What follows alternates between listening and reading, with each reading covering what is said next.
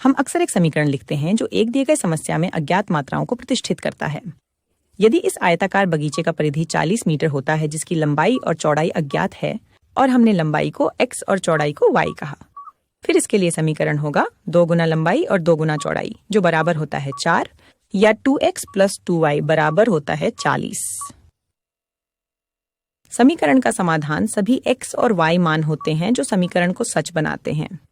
हम इसे रेखीय लाइन के रूप में चित्रित कर सकते हैं। इस सीधी रेखा को प्लॉट करने के लिए हम पहले यह कियो समीकरण का विषय लिखते हैं।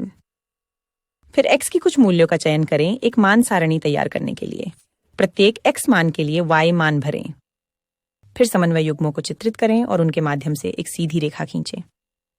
हमने केवल कुछ समन्वय जोड़े को प्लॉट करने के लिए चुना है, लेकिन बेशक इनके बीच अनंत संख्या में समाधान बिंदु हैं जो भी समीकरण को संतुष्ट करते हैं।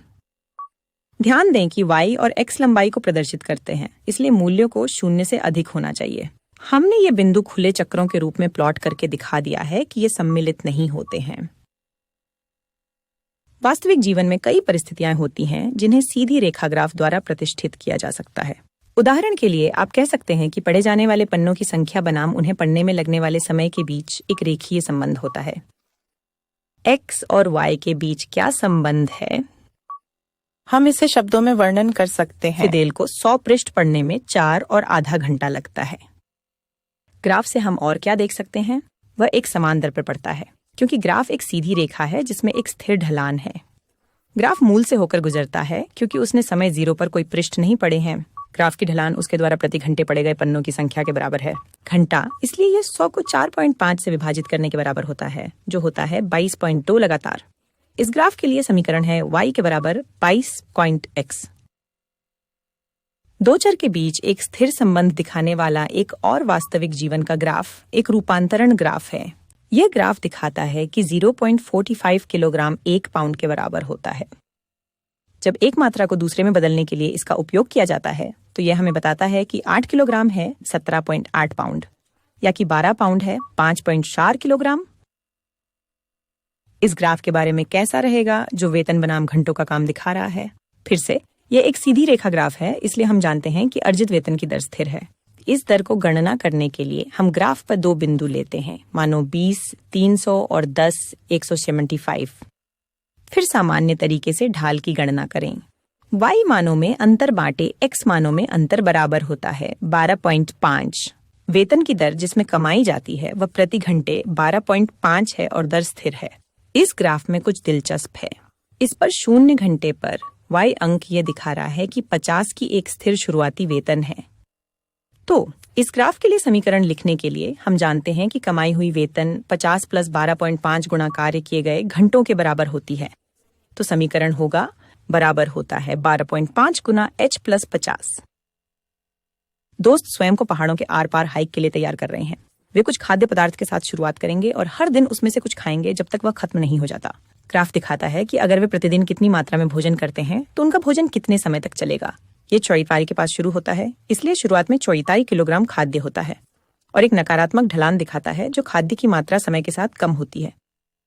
यदि हम इस पर 2 बिंदुओं का चयन करते हैं तो इसकी ढलान हमें उपभोग की दर देती है। उदाहरण के लिए 2 62 और 4 5। फिर उनके y मानों में अंतर की गणना करें और इसे उनके x मानों में अंतर से विभाजित करें। मूल्य उत्तर है ऋणात्मक 11। तो यदि वे अपना भोजन 11 किलोग्राम प्रतिदिन की दर पर खाते हैं तो ग्राफ 7 और 8 दिनों के बीच x अक्ष पहुंच जाएगा, जिस समय खाद्य की मात्रा 0 हो जाती है। हम इस निष्कर्ष पर पहुंचते हैं कि ग्राफ दिखाता है कि वे 84 किलोग्राम खाने के साथ शुरू करते हैं, दिन की स्थिर दर पर 11 किलोग्राम खाना खाते हैं और 7वें दिन खाना समाप्त करते हैं। इस ग्राफ के लिए समीकरण खाद्य पदार्थ की मात्रा 84 घटा 11 गुना दिनों की संख्या के बराबर होगा, या फ भोजन के लिए d दिनों के लिए के बराबर होता है नकारात्मक 11 गुना प्लस स्थिरांक 29। एक यात्रा ग्राफ समय के साथ स्थिति, दूरी या गति में बदलाव दिखाता है। यह दिखाता है कि 10:23 बजे सुबह से 12 बजे दोपहर तक पैदल यात्रा की दूरी। याद रखें, इस ग्राफ की ऊंचाई में वृद्धि हमें यह बताती है कि दूरी का विस्तार बढ़ रहा है, न कि वे ऊपर की ओर जा रहे हैं। वे पास हो सकते हैं, चढ़ाई, धार की ओर जाना या समतल भूमि पर चलना। वे अपनी हाइक को तंज 30 पर शुरू करते हैं, लेकिन पहले 15 मिनट के लिए ग्राफ फ्लैट है जिसकी ढलान 0 है, जिसका संकेत है कि दूरी में कोई बदलाव नहीं है और वे स्थिर खड़े थे। सुबह 10:45 बजे ग्राफ बढ़ना शुरू होता है और ढलान 11:15 तक स्थिर रहती है। यदि हम इस ढाल की गणना करते हैं तो हम देखते हैं कि उन्होंने 30 मिनट में 4 किमी कवर की। ढाल वास्तव में हमें उनकी गति देती है जो प्रति घंटा 8 किमी है। फिर अगले 15 मिनटों के लिए दूरी में कोई बदलाव नहीं होता है। हमारे पर्यटक एक ब्रेक ले रहे हैं। 11:30 बजे पर्वतारोही फिर से शुरू होते हैं। अगले 30 मिनट के लिए वे और 2 किमी कवर करते हैं। आप देख सकते हैं कि रेखांकन यहाँ कम ढलान है। उनकी यात्रा की दर धीमी है। ढलान 4 है और उनकी गति 4 किमी प्रति घंटा है। यात्रा के अंत में उन्होंने कुल 6 किलोमीटर का कवर किया है। कभी कभी आपको एक सेट अक्ष पर एक से अधिक रैखिक ग्राफ दिखाई देंगे। 2 रैखिक ग्राफ हमेशा एक बिंदु पर कटेंगे जब तक कि वे एक दूसरे के समानांतर नहीं हों। यह बिंदु 2 समीकरणों का समाधान है क्योंकि यह हमें एक x मान और एक y मान देता है जहां दोनों समीकरण वैध हैं। यहाँ हम देखते हैं कि बिंदु 2C1 इन दोनों रेखीय समीकरणों का बिंदु समाधान है। हमें ऐसा बिंदु खोजने की आवश्यकता है जहां ये 2 समीकरण दोनों सच्चे हैं। y बराबर होता है 3x + 8 और y बराबर होता है 6x - 1। ग्राफों को खाका बनाने के लिए चलिए प्रत्येक समीकरण के लिए कुछ मान प्लॉट करने की कोशिश करते हैं। समीकरण y बराबर होता है 3x + 8। कुछ नमूना बिंदु 0, 8 या 11 से 14 हैं। समीकरण यह बराबर होता है 6x - 1, 0, -1, 1 में 5 और 2, 11। i के लिए बिंदुओं को चित्रित करें जो 3x + 8 के बराबर होता है